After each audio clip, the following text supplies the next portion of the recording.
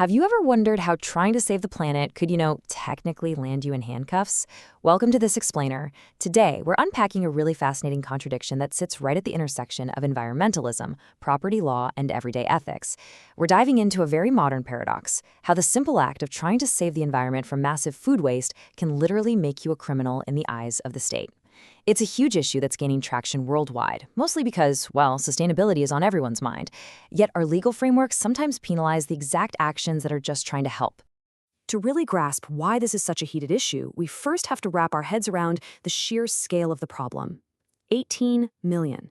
According to a 2018 study by the World Wildlife Fund, a highly credible global voice in conservation, that is the number of tons of industrially produced food thrown away every single year in Germany alone.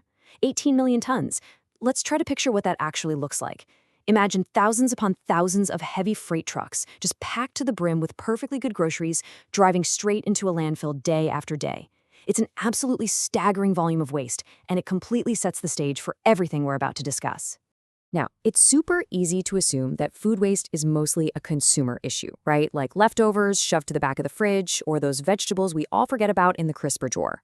But surprisingly, a massive 60% of this wasted food is actually discarded by producers and retailers. That means the vast majority of this food is ending up in the trash before it even has a chance to reach a consumer's kitchen. We are talking about the industrial-scale disposal of items that are completely fine, simply because they don't meet strict aesthetic standards, or maybe they just crossed an arbitrary date printed on a label. So here's our roadmap for this explainer. First, we'll look at the actual crime of rescuing food, then the activism behind it, and we'll break down a major legal battle that happened in Germany. From there, we'll compare how other European countries handle this exact same issue, and finally look at a totally legal digital alternative for modern foragers. Let's jump into part 1, the crime of rescuing food, the crazy juxtaposition between edible food and the supermarket trash bin. To really talk about this, we need to get our definitions straight. In Germany, the practice of recovering this food is called Containern. In English, you probably know it as good old dumpster diving. Now, while it might sound like a highly practical solution to that massive waste problem we just looked at, under German law, taking discarded food from a supermarket bin is officially classified as a punishable theft. Wait, why? Well, because legally speaking, the supermarket still owns the bin and everything inside it. Placing an item in the trash doesn't automatically sever the owner's property rights, which makes anyone who removes it, technically, a thief in the eyes of the state. Picture this for a second. Anthropologist Carolyn Hirsch documented a nighttime dive with 2 master students, Dora and Emil, near Munich. Past 10 p.m., under the cover of total darkness, they quietly rode their bikes to these supermarket backyards. They were literally hanging upside down into industrial dumpsters, using just a tiny cell phone light to navigate the dark. And what did they pull out? Perfect bell peppers, crisp apples, pristine packaged meals that were barely a day past their best before date. It's such a surreal image. 2 students snaking around at night, not to steal money or valuables, but literally just to rescue basic produce from being destroyed. Moving on to part 2, dumpster diving as activism. Why risk a criminal record for an apple? You see, for a lot of these divers, like Dora and Emil, this isn't driven by financial desperation. They aren't diving because they can't afford groceries. Instead, it's a highly deliberate political act. It's a direct boycott of what they view as capitalist overproduction. Rather than lobbying politicians or writing angry letters to executives, they subvert the system through non-monetary participation, meaning they fulfill their daily consumption needs without exchanging a single cent within that system. And crucially, they do not keep these nighttime dives a secret. They take this rescued food home, wash it, arrange it beautifully, and post these striking photographs on social media. It's a very calculated tactic designed to shock the public. By showing these pristine, delicious-looking meals that were technically trashed just hours earlier, they are forcing viewers to confront the reality of systemic waste. To the supermarket, unsold food basically becomes an X-commodity. It loses its monetary value the exact second it hits the bin and becomes trash.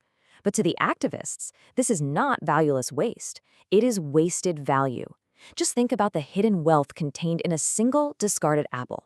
You've got the human labor required to pick it, the hundreds of gallons of water used to grow it, the seeds, the fuel for transportation, the energy to keep it refrigerated. All of that is just sitting right there in the dumpster, entirely wasted. All right, part 3, the legal battle in Germany, the courtroom versus the dumpster. So this tension obviously couldn't stay in the shadows forever. It eventually erupted into a landmark legal case supported by the Society for Civil Rights, or GFF. And man, the stakes escalated quickly. In June 2018, two university students, Caro and Franzi, were charged for simply taking fruit, vegetables, and yogurt from an Edeka supermarket bin. By January 2019, a local court officially convicted them of theft. But the students, they didn't back down. They appealed, only for the Bavarian Supreme Regional Court to confirm the sentence later that year. Finally, they took this fight over rescued fruit all the way to the highest court in the land. But in August 2020, the Federal Constitutional Court upheld the guilty verdict, cementing the criminal status of their actions once and all. Let's unpack how this actually builds into a fundamental clash of legal philosophies. On one side of this debate, we have the state's view. Property rights don't just magically vanish when an item is thrown away. The legislature is constitutionally permitted to protect disposed property using the full force of criminal law, completely regardless of its monetary value. Now, on the flip side is the defense's view, argued by the GFF. They pushed for a legal principle known as ultima ratio. To put it simply, this just means criminal law should be the absolute last resort, reserved only for behavior that actually harms society. The defense's argument was pretty straightforward. They said the supermarket had zero interest in this worthless food. Because rescuing it causes no actual social or financial harm to anyone, punishing it with criminal law is a massive overreach. The law was essentially being used as a weapon in a situation where no real damage occurred. Well, the courts ultimately sided with property rights, but the public had a very, very different reaction. The students delivered an incredible 130,000 signatures to the Justice Ministers' Conference. The public demand was loud and clear here. Instead of criminalizing the citizens who were stepping up to rescue food, the government should create a legal ban on food waste itself and officially legalize the act of containering. So why does this public pushback matter? Because it highlights a really profound friction in modern society. When the strict letter of the law clashes too aggressively with ecological ethics and just basic common sense, everyday people are going to mobilize and push back against the system. Which brings us to part 4, how other countries compare, looking at neighboring solutions.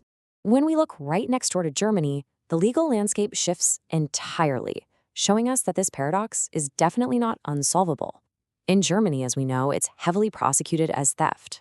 But just a short drive south in Switzerland, dumpster diving is completely legal, provided you don't trespass into locked private areas or damage the actual containers. The state simply does not view it as a crime. Meanwhile, the Czech Republic and France have taken a totally different route. They bypass the dumpster altogether. In the Czech Republic, retailers are legally mandated to donate their unsold food to charity. And in France, the rules are even stricter.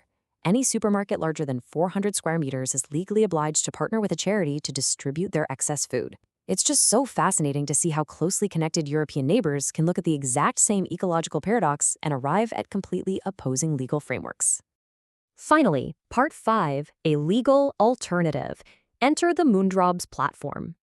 So if you live in a place where dumpster diving is strictly illegal, how can you still rescue food without risking a court date? Well, the word Moondraub has a very specific and honestly surprising history in the German language. Historically, it referred to the desperate theft of small quantities of food out of immediate, agonizing need, something that happened a lot in the harsh years right after World War II. Technically, under that historical definition, the act is still illegal. But in a brilliant twist, the term has been totally reclaimed. Today, this old word for post-war theft is actually the name of a completely legal, community-driven digital foraging platform across Germany and Austria. Instead of sneaking around supermarket bins at midnight, users just access an interactive online map that pinpoints free-to-harvest plants in public spaces. It locates fruits, vegetables, and nuts that are 100% legal to take. This directly ties back to the massive environmental crisis we discussed at the very beginning of this explainer.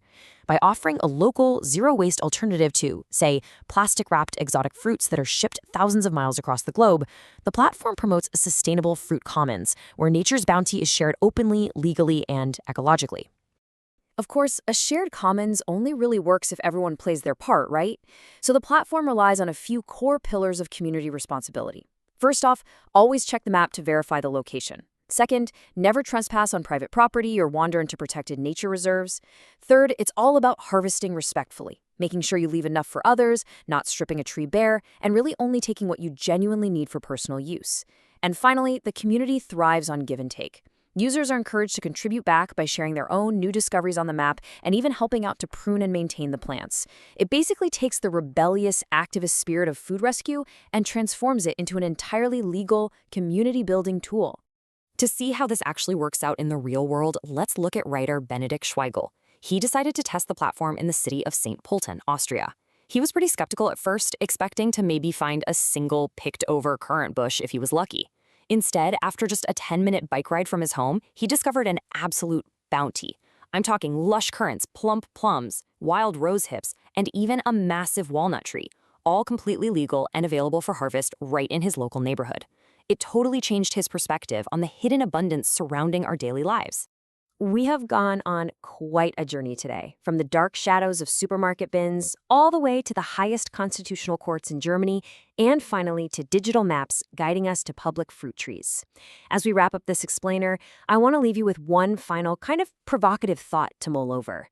If food waste is truly a global environmental crisis that affects every single one of us, who really owns what we throw away? Thanks so much for joining me.